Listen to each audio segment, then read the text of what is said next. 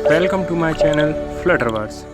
Previous video में हमने सीखा installation of Flutter and VS code installation. VS code के इंस्टॉल होने के बाद हम वीएस कोड को ओपन करेंगे एंड देन लेफ़्ट साइड में जो एक्सटेंशन वाला ऑप्शन है उसके ऊपर क्लिक करेंगे। वीएस कोड में फ्लटर को यूज़ करने के लिए हम दो एक्सटेंशन डाउनलोड करेंगे। The first one is Flutter and Flutter को सर्च करने के बाद हमें फ्लटर का ऑप्शन दिखेगा। हमें सिंपली उसको इंस्टॉल कर लेना है। मेरा पहले से इंस्टॉल है तो मैं इसे इंस्टॉल नहीं करूँगा। And the second one is dot extension.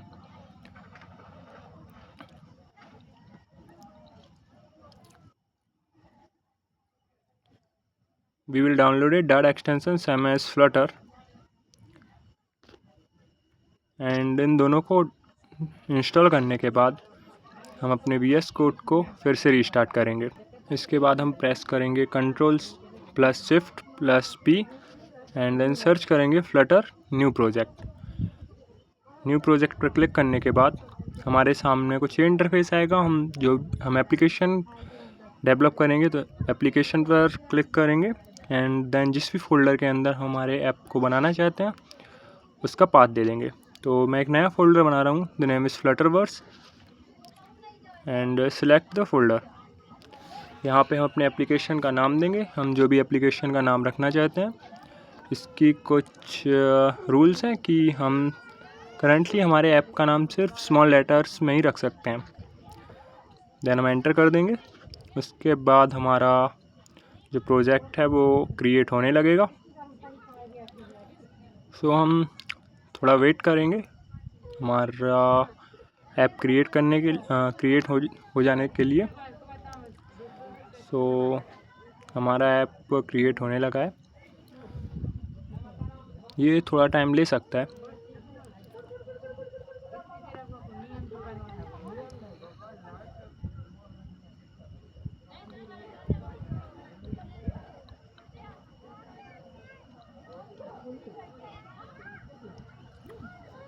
And ये हमारी सारी फाइल्स आ चुकी हैं।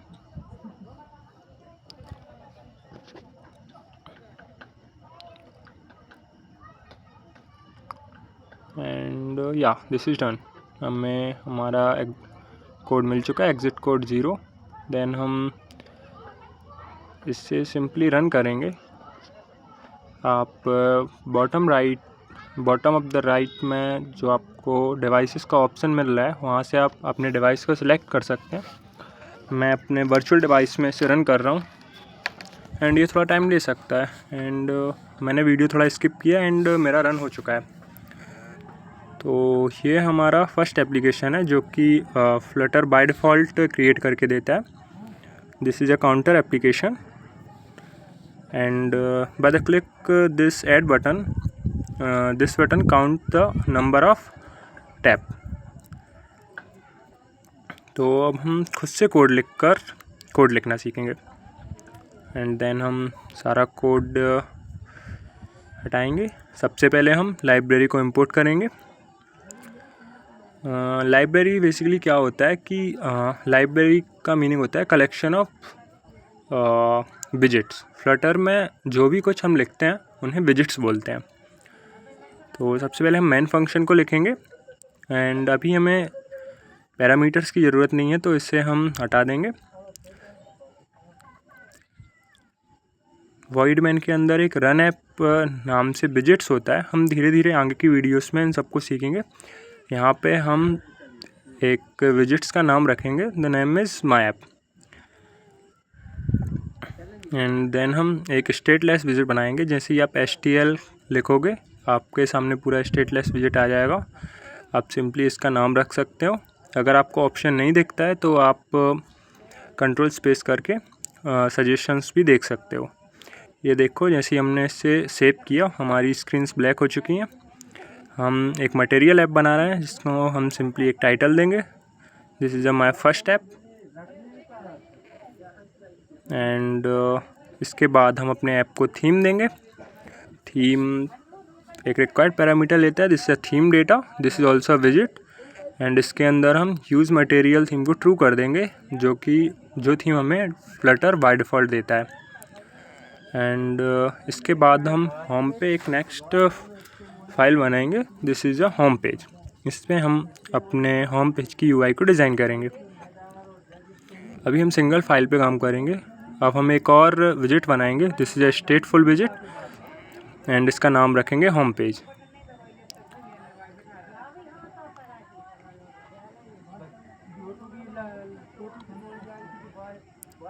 इसके बाद हम स्कैफोल्ड विजिट का यूज़ करेंगे। बेसिकली हम जानते हैं कि स्टेटफुल एंड स्टेटलेस विजिट होता क्या है। सो स्टेटलेस विजिट यूज़ होता है जिसमें कोई भी स्टेट चेंज नहीं होती, मतलब इसकी पूरी जो यूआई होती है वो कॉन्स्ट होती है।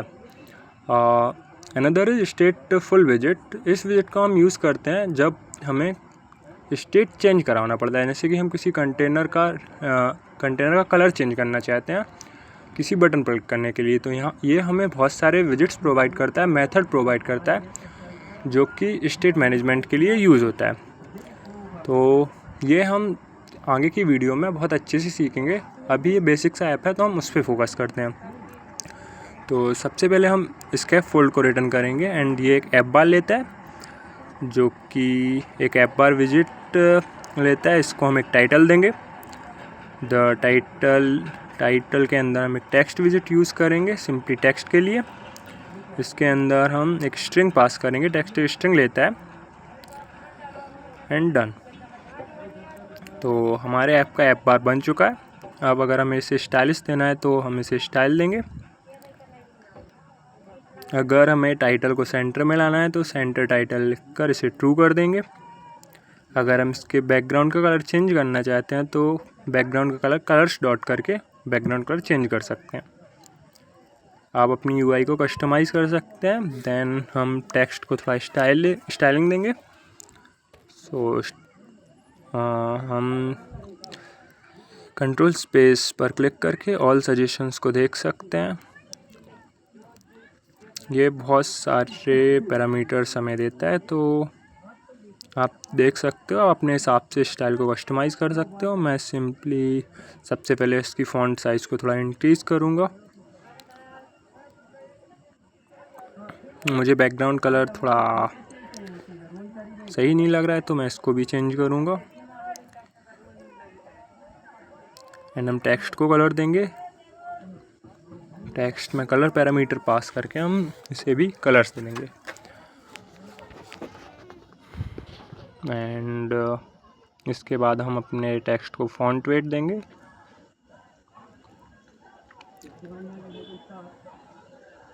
And it is done. हमने फॉन्ट वेट को बोल्ड कर दिया है। इसके बाद स्कैफोल्ड में एक विजिट होता है जैसे बॉडी के अंदर हम अपना ऐप बार के बाहर का पूरा यूआई डिज़ाइन करेंगे। बॉडी में हम सिंपली एक सेंटर विजिट लेंगे, जो कि टेक्स्ट को सेंटर में रखेगा। सेंटर एक चाइल्ड लेता है और चाइल्ड के अंदर हम कॉलम्स लेंगे एंड कॉलम के अंदर चिल्ड्रन लेंगे। चिल्ड्रन के अंदर हम टेक्स्ट विजिट लेंगे। This is simply pass the string. And अगर हम देखेंगे तो हमारा टेक्स्ट बहुत ही छोटा दिखाई दे रहा है, तो हम सिंपली इसको स्टाइलिंग देंगे। टेक्स्ट स्टाइल विजिट लेता है, जिससे हम इसकी फॉन्ट साइज़ को थोड़ा इंक्रीज़ करेंगे।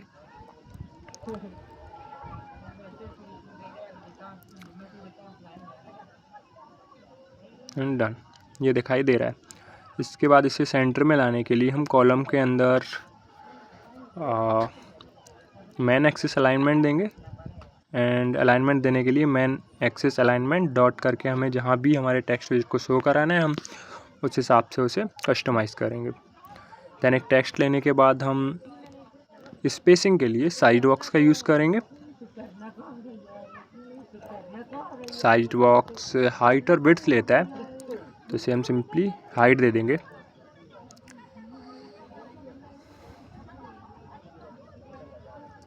इसके बाद हम बटन क्रिएट करेंगे। फ्लटर में बहुत सी बटन्स होती हैं, लेकिन अभी हम एलिवेटेड बटन का यूज़ करेंगे। सो एलिवेटेड बटन एक चाइल्ड लेता है चाइल्ड में हम कुछ भी दे सकते हैं इसको, जैसे हम अभी टेक्स्ट यूज़ करेंगे। टेक्स्ट के अंदर हम एक स्ट्रिंग पास करेंगे, द स्ट्रिंग इज इंक्रीमेंट, क्योंकि हम एक इंक्रीमेंट बटन बना रहे हैं।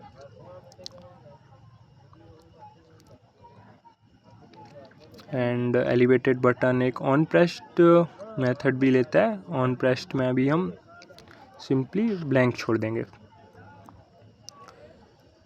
तो ये हमारी बटन बन चुकी है। इसके बाद हम एक और बटन बनाएंगे, this is a decrement button. तो पूरा कोड लिखने से अच्छा मैं इसे कॉपी पेस्ट करूँगा,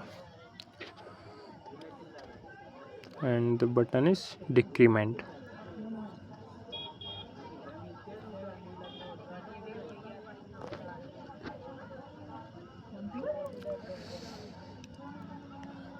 यस, सो मेरी दोनों बटन्स बन चुकी हैं।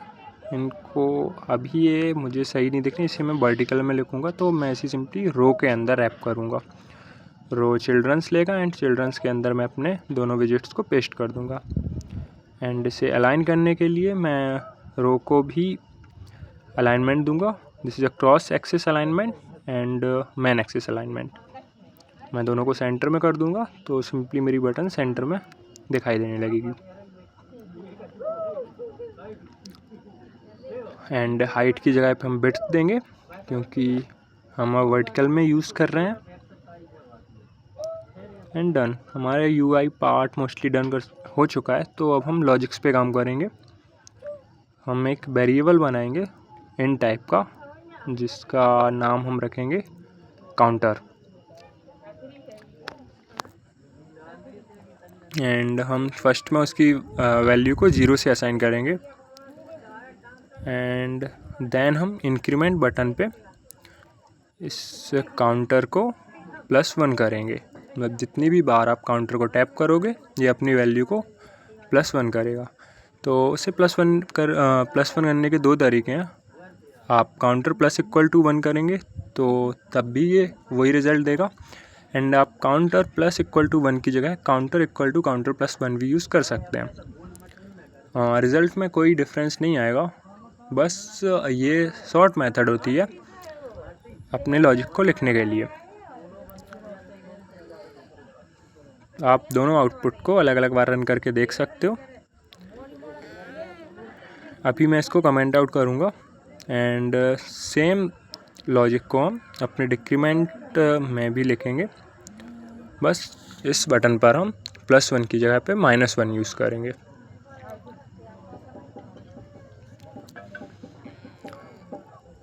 एंड डन, हमारा लॉजिक लिख चुका है। अब अगर हम बटन्स पे टैप करके देखेंगे तो अभी हमें रिज़ल्ट शो नहीं होगा। लेकिन अगर हम प्रिंट फंक्शन का यूज़ करके अपने काउंटर की वैल्यू को प्रिंट करते हैं और अपने कंसोल के ऊपर देखते हैं, तो आप देखेंगे कि कंसोल पर हमारी वैल्यू इंक्रीमेंट हो रही है। सो ऐसा क्यों हो रहा है? क्योंकि रियल टाइम पे ये अपनी स्टेट को चेंज नहीं कर पा रहा है। तो इसे करने के लिए, इसे ही इम्प्लीमेंट करने के लिए हम स्टेटफुल विजिट का यूज़ करते हैं। तो स्टेटफुल विजिट में हम एक सेट स्टेट मेथड का यूज़ करके सेट स्टेट के अंदर काउंटर +=1 करेंगे। एंड देन अभी भी ये वर्क नहीं कर रहा है, सो हम एक बार इसे रीस्टार्ट करेंगे।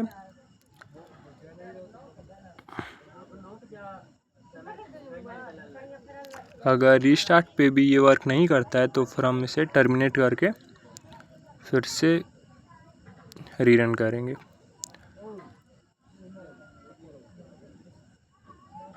हम अपने डिक्रीमेंट बटन पे भी ये इम्प्लीमेंट करेंगे। एंड देन हम देखेंगे कि हमारा लॉजिक काम कर रहा है कि नहीं। ये मैंने अपने ऐप को फिर से रिलोड किया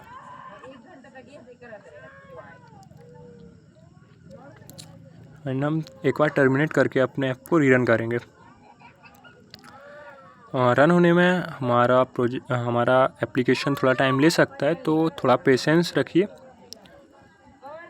मैं वीडियो को थोड़ा स्किप करूँगा जिससे कि ऐप जल्दी रन हो जाए, नहीं तो वीडियो बहुत लंबा हो जाएगा। एंड ये देखिए ये हमारा एप्लीकेशन रन हो चुका है।